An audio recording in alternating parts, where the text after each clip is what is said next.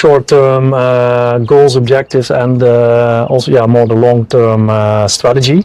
Show why the long-term strategy and objectives are important. The short-term KPIs, they contribute to the long-term KPIs and the strategy. What you do basically with developing a very clear value proposition. Hello, Ro. Hello, Hi. Anna. There is so much going on nowadays with the digital marketing, and very often we can hear about the short-term KPIs that overwhelm the long-term strategic focus. And I think that when you want to scale up and go global, it's a very important issue to keep in mind. Yeah, that's for sure correct, and that's also, I think, always a bit of a struggle, right, between the short-term goals, objectives, and also more the long-term strategy. So, I guess every company is struggling to find the perfect balance. But what you see happening a lot is that the short-term KPIs get the most attention. That can damage really your long-term strategy, right? And if you believe in strategy, I definitely believe in strategy, the long-term, that you get the best results.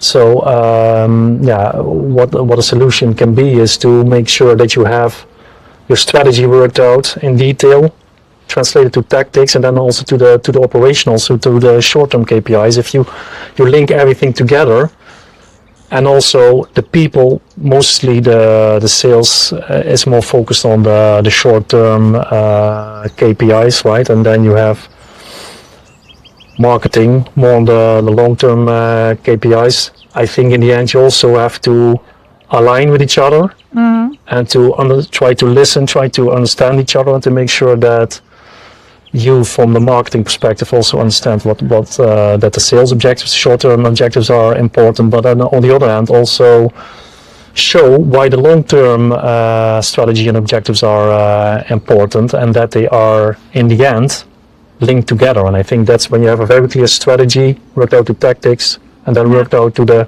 lowest level. If that's very clear, then I think that helps to align, to understand all the importance of all these sides, and then to find a balance together and a win-win.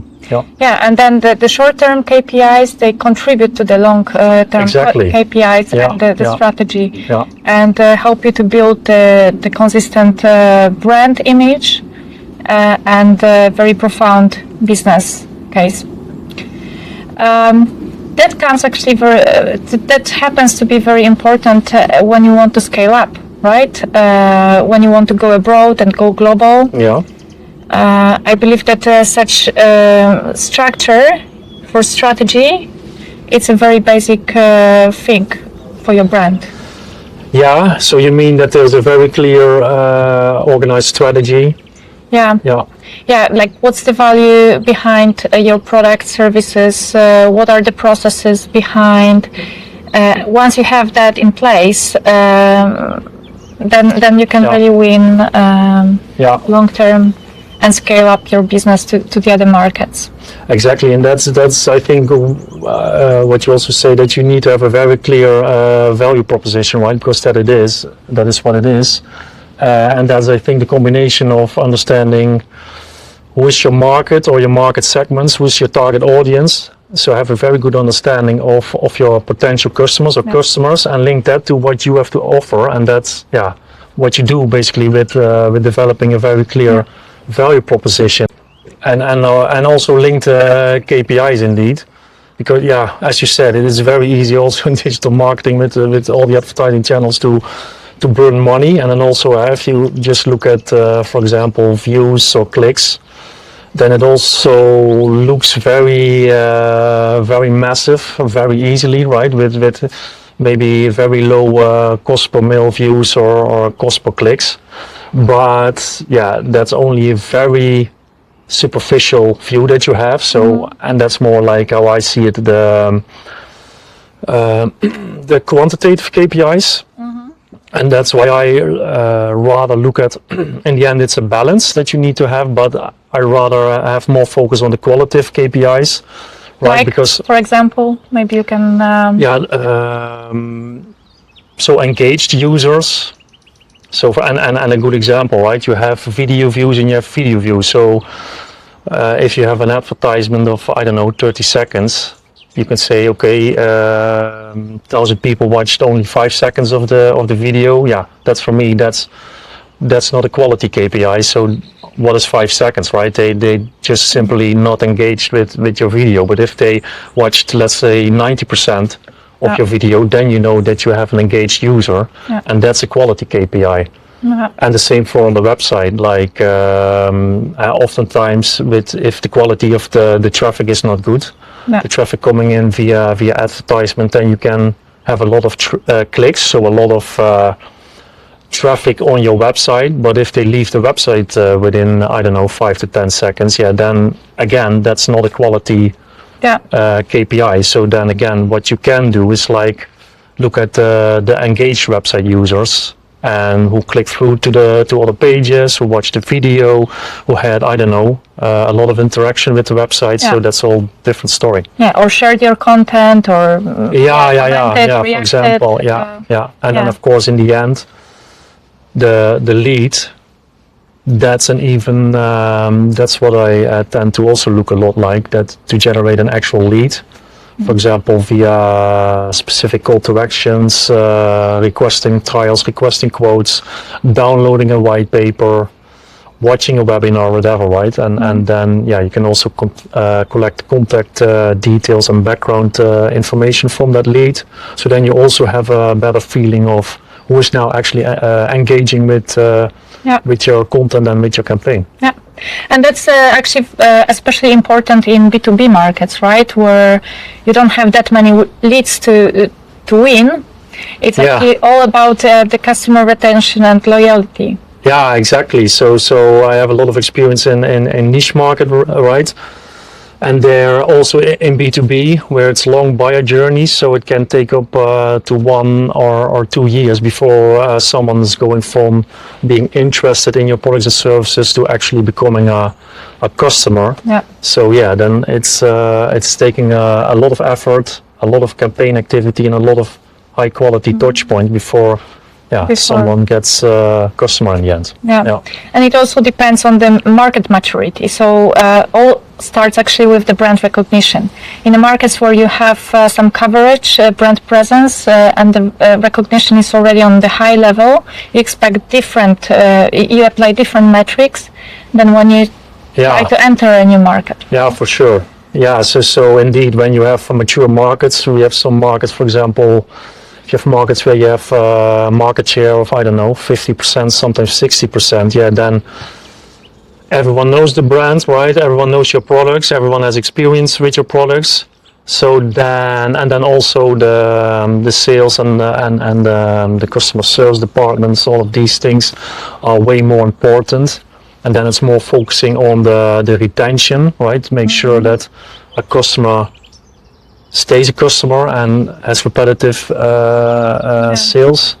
And in new markets where you have very limited market share, then you have to build up your brand, have to build up users, businesses getting to get experience with or know about your products, knowing why they, what kind of problems do they solve, right? Why they are a better fit for them and compared to what they might already use, right? And why they actually need this new product. So that's then you have a completely different marketing tactics and strategy indeed. Yeah. So when you go to the new markets, you want to grow. You want to grow globally, right? With your brand, you enter new markets, new cultures. Like where you should start? With what you should start? Well, I would say with research, making sure that you get to know local, everything basic, local culture, right? For example, if we look at digital marketing, for example, what kind of channels do they use? That can be completely different. So it really begins with doing the research and understanding your market or your market segments. The whole canvas of your exactly, and maybe proper segmentation. Do you need new personas? What kind of market segments are most interesting to begin with, to first develop, etc., and then build your marketing strategy or tactics or whatever. Build that. But I would add to that the cultural aspect, because you also, while applying this kind of campaigns, you should be also aware of what's working in this culture, what's not working, whether you're touching, maybe some sensitive topics into that. So it's also important that you have this local understanding of your target. Yeah, indeed. So you really need expertise of the local persons. Local culture persons, and indeed businesses. What is the business ethics, whatever. So, and I think that's really important to have people who actually come from these areas, or they understand and they have a lot of experience already with the markets. I think that's very important, because then they can review exactly. You can take all these learnings and come very fast and easily with campaigns that make sense. And can you win a market just with one super attractive campaign, do you think? Well, that depends. So, of course, consumer marketing is completely different than B2B marketing, right? And so if it's a very simple consumer thing that you're doing, right, then it can be one campaign that's doing the job, right? If the buyer journey is very short, then yes. But in a B2B market, I think definitely not. And again, also there, it's depending on the product and the buyer journey that you have. And again, in my experience, it's most in long buyer journeys, B2B buyer journeys. So there, it can take up to 1, maybe 3 years before a company is buying. So then, one campaign is not going to cut it, right? So you need a complete, balanced assortment of campaigns that to create a synergy that all puzzles come together. Exactly. So you need a consistent system. Exactly. Place.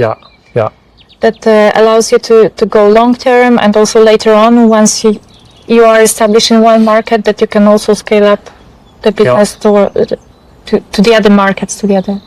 And what is also important in these campaigns that is timing is very important. That because you never know, right, when a company is then actually switching into a next gear, or like having the moment, like, okay, now are we ready to decide to go for the buy, or at least go for a trial or whatever. So that's also why you always need to have active campaigns to try to find that moment, to catch that moment, then to catch them, and to also that we as a company, that you see that moment arising, and then that you are very fast in responding to the moment. For example, then sales is very important when you have a buying signal, that sales is then actively following up and making sure that the sales is going your way. Exactly.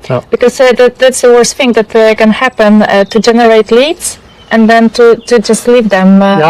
Exactly. You're building up interest, right? Someone gets enthusiastic, a company is doing the research, and they do the research, and then all of a sudden, if you then your timing is off, and then it might be the case that the competitor has a good timing, and that they then basically and how much it destroys actually the image of the brand. It might be really difficult later on for years to recover. It can have a long impact also, since these buyer journeys can be long, taking very long time.